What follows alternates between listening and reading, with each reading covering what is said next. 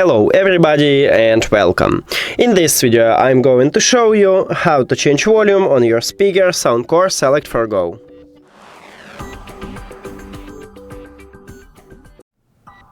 You have to start by locate the controls, and it located at the top. So, to increase the volume, we have volume up button what have a plus icon. You just press on it, and as you can see at this widget I increase the volume. You can also press and hold. And to lower the volume, we have volume down button what have a minus icon.